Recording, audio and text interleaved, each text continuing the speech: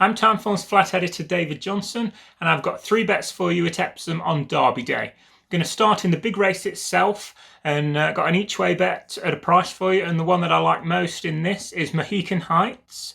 Thought he shaped pretty well in the King Edward VII at Royal Ascot. He ended up poorly placed in a steadily run race there, but he closed up well in the closing stages.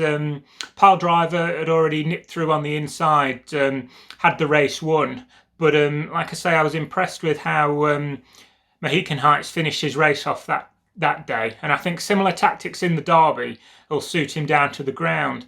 I think being held up in the second half of the field in this kind of race will be helpful. They look like they're going to go a gallop. Aidan O'Brien's got a big squad in there, hopefully, to try and expose any chinks in Kamiko's stamina. So I think a well-run race looks on the card, and that is going to suit Mohican Heights as much as it is any of the O'Brien string.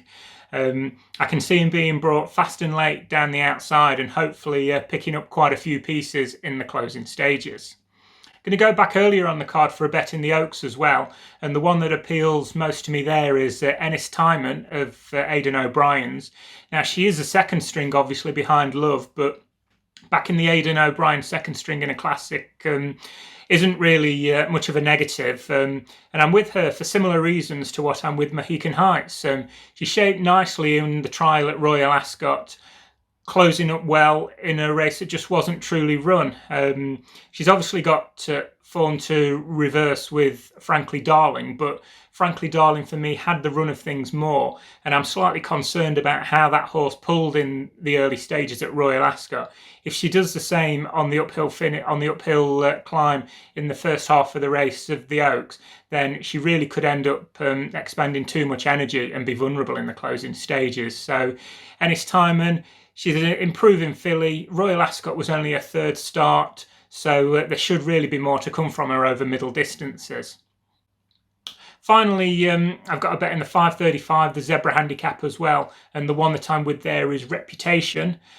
He's got a really good record fresh. He won first time out last year. Now, that was 6 furlongs, but you'd look through his form and he's definitely just as good at 7. He was second at Newmarket later last year to a 3-year-old called Land of Legends.